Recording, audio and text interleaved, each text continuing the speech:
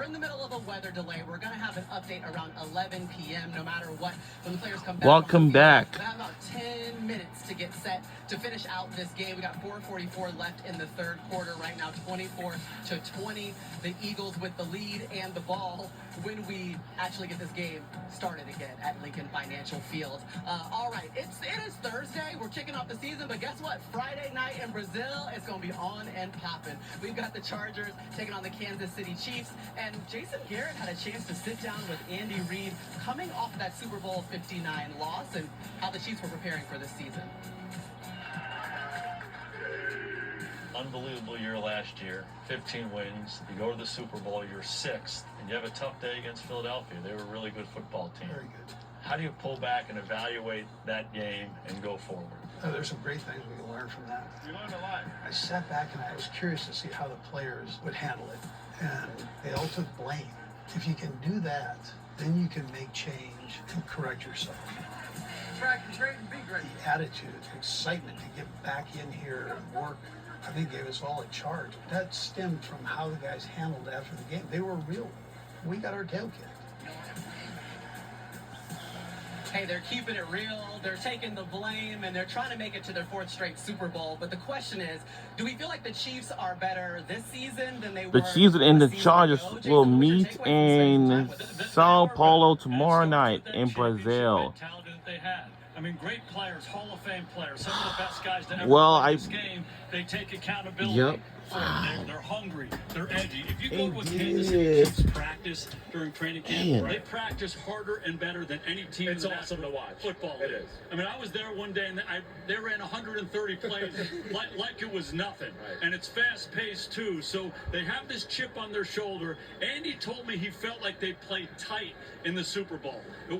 It's not their personality at all. They felt kind of the pressure of the three-peat. So they have a different mindset, a different mentality, and more importantly, they shored up the offensive line. Philadelphia rushed 4 guys the entire game and destroyed them up front. They addressed the left tackle position with Josh Simmons. Kingsley's moving down into that left guard position. They're going to be better on that side. They're going to be a better football team.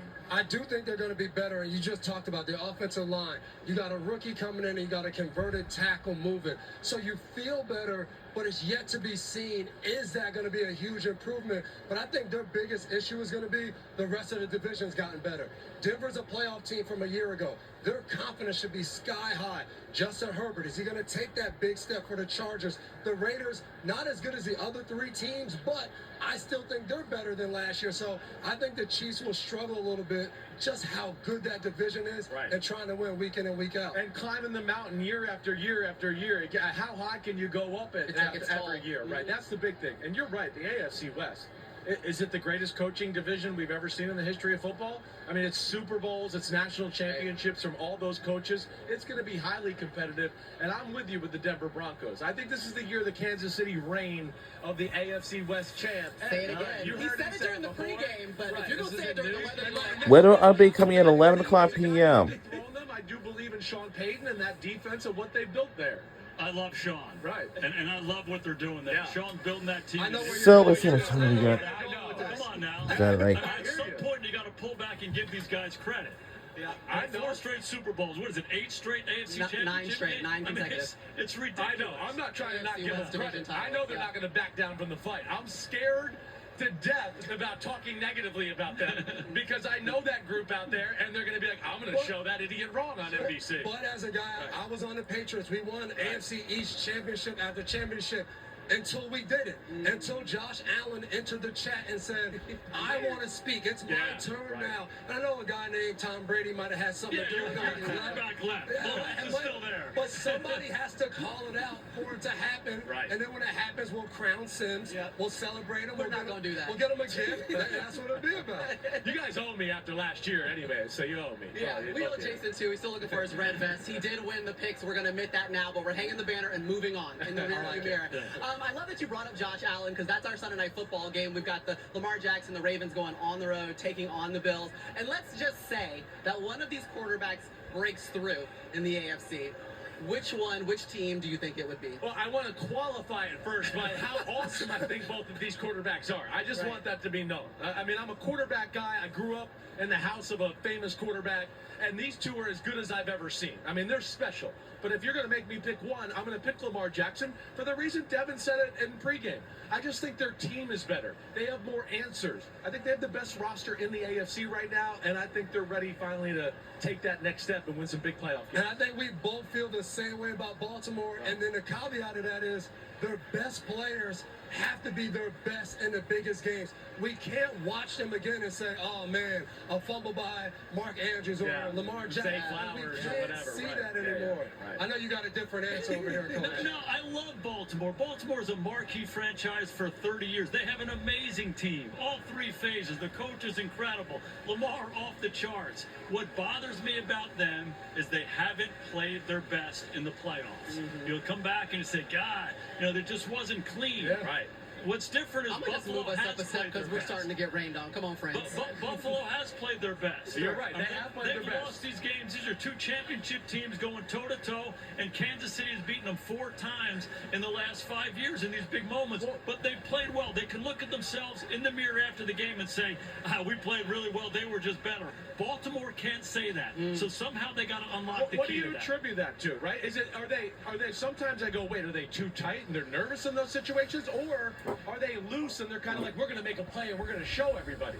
I don't know which way to say it there, but they have made a number of key mistakes in big moments and been careless with the football. I don't know that there's a thread that you say in every game this has been the case, because the games have been different. Some low scoring, some high scoring. But you said it, championship teams, be your best when your best is needed. John Wooden said that years ago. It's the definition of competitive greatness. They got to unlock that key. And I will say, I'm not sure why, but I think a part of the solution is accountability. There can't be a game where, we win, but we don't attack Lamar Jackson if he was sloppy with the football. Right. Or for guys running Zay Flowers and the ball's loose, or guys are dropping interceptions. Whatever that is, whether it's hardball, whether it's the veterans on the team, there has to be an accountability every single day, that when the big moment happens, everybody's like, practice was harder than this. Right. I think that's what leads to you finishing and playing your best in those big games. Well, listen, it's Maria, going to be... can I just interrupt you? It was a good move to move forward. I got to tell you, honestly, it was a really good move. I've got your back, but I'm looking out for the suit, okay? Let's check in with Melissa Stark, who does have an update for us. Well, All right, I'm listen even in. more forward in. I'm over in the Cowboys tunnel, nice and dry in here. And we have an update. We have a food update from the Cowboys locker room. Trayvon Diggs just came out, and he just started wandering around and said, I'm hungry. And he went to a field level suite, just like this one right here. You see all the fans back there. They're waiting anxiously for the game to start like we are. They said, do you want my food? And he said, yeah, I want any kind of food. And then a cart came by with some cold cuts. He said, can I have a sandwich? And they said, we're actually bringing them into your locker room right now. And he was very excited. They have Uncrustables in there. They're staying hydrated. And so that's the Cowboys update. We will get you one from the Eagles locker room as soon as we have it. And there you see Trayvon just wandering around, Mike. That is leadership. Sure. Isn't that great? That's perfect. Our Caroline Pineda down there works on our team.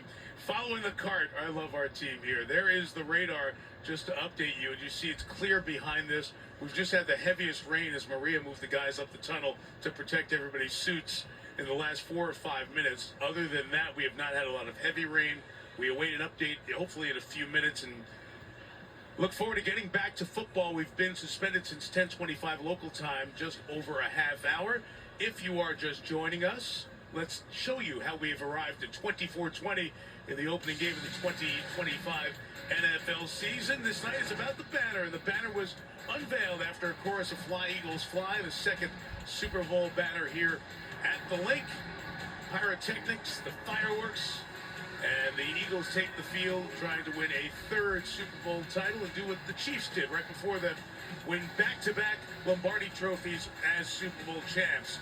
The very first play of the game, an injury on the kickoff, and then while we're waiting with an injured player, Jalen Carter spits on Dak Prescott. Didn't play against each other last year. No known history between the two. Carter ejected. Mike Florio reporting on Pro Football Talk.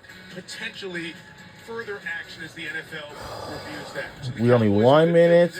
Take the opening drive and see We'll eventually have an update. Yeah, they've just been running it. Finally, they get the one-on-one they're looking for. hit CD, and Javonte Williams did the rest. Punches it in to cap off the 6-play, 53-yard drive. Philadelphia gets the ball, walks it right back down the field. Remember this, Hurts, nobody open, takes off, runs in for a touchdown to tie the game at 7. And on the ensuing drive, Dallas goes back down the field. Williams caps off an 88-yard drive with a score, 14-7. Remember I said, remember Hurts? Second drive, same result. Same result, and if you watch the offensive line play on these scrambles, those linemen are holding their blocks for 4 and 5 seconds, so eventually they can open up a hole for a Saquon Barkley to take it the distance. That was after a Brandon Aubrey field goal. It was 21-20 at the half. Eagles had a field goal in the third. Then on this drive, the last drive, Miles Sanders, after a 49-yard run earlier, fumbles, recovered by Quinyon Mitchell, but Dak Prescott makes a pivotal tackle to keep us at 24-20. Philly ball when we return to action at their own 16-yard line. Give me your thoughts on what the quarterbacks have done thus far tonight. Both have been great. I mean, they really have been. Dak's numbers are not going to look quite that good. And most of what Jalen's been able to do is with his legs. But when they play the man coverage, he just simply has bought his time. But I can't emphasize enough, and we talk about it all the time with the Philadelphia Eagles, that offensive line, they don't stop blocking after 4 seconds. Almost every offensive line in the world would stop blocking because they know the quarterback doesn't hold the ball that long. And yet we have seen Jalen be able to hold it, move around, ultimately scramble, and make the big plays. And so tremendous. It's so exciting. I just want to get back to the game and get back to playing it. But the story of this game, Mike, at the end of it, for whichever side that ends up losing, is going to be you didn't have your pass rusher, right? And so you got picked apart. And Jalen Carter with the spit and gets thrown out of the game. Micah Parsons in Green Bay. But that's going to be the story of this game, that neither team could get enough pressure. You want good news? Yes. Yeah, we're hearing from the league now. 11:15 players will come out, so that'll be in 14 minutes, and we should be back to action by 11:30. So if you know your friend that's taking a nap, wow, wake him up. Get him back in front of the TV. We'll be back on the field at 11:30 Eastern, 10:30 in Dallas. Speaking of Dallas, of course, all the attention has been on Micah Parsons and the trade and all the stuff that was going on in camp.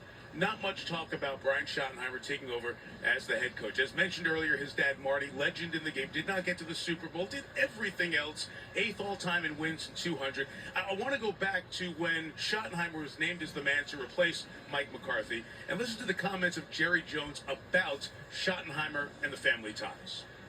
One of the things he said to his mama is, "Mama, I'm going to get what Daddy didn't get a chance to get, or got a chance but didn't get. And I'm going to get a Super Bowl if it kills me." And his mother, of course, was emotional. This one will be for Daddy, the first one.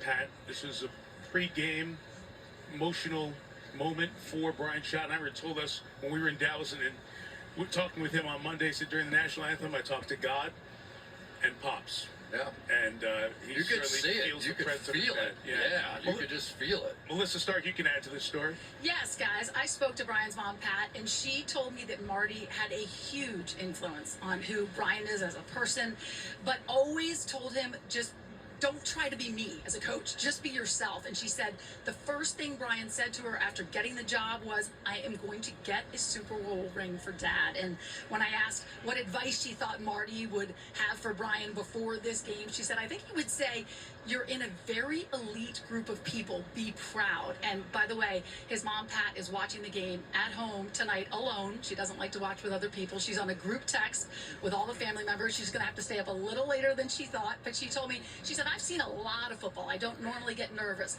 But this one, his first head coaching game, I'm nervous." She's a special woman.